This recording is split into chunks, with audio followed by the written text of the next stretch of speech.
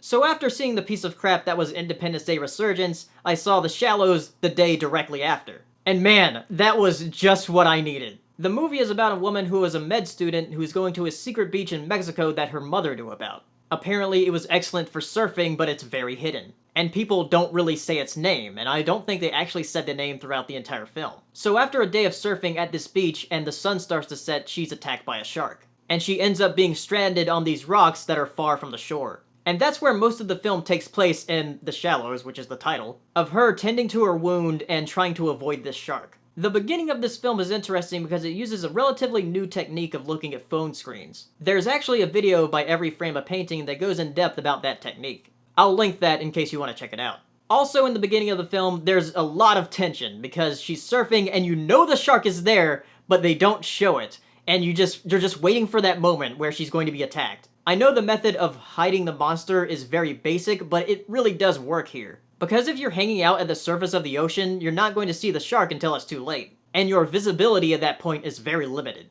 You do see more of the shark towards the latter half of the movie, and it gets a bit unrealistic, but it's fun. It's just the kind of intimate thriller that I wanted. She does talk to herself during the movie, but she also has the seagull that she talks to, which is called Steven Seagull. And the fact that she's a med student kind of fixes the problem of whether she could tend to her wound or not. Some people have called this 127 Hours meets Jaws. And I guess, but it doesn't really have the flashbacks of 127 Hours, and it doesn't have the strong characters of Jaws. But it's still a great, thrilling summer movie. I know some people were boycotting this movie because it gives sharks a worse image than they already have, but at the same time, you gotta make that distinction between reality and fiction. I know that the things that happen in this movie are highly unlikely, and the shark she's against is one very big great white. They actually did a pretty good job with the CG on it. So if this sounds like something that you'd be interested in seeing, definitely see it. It's really fun. And if you've already seen The Shallows, tell me what you thought down in the comments, and I'll see you next time. Bye.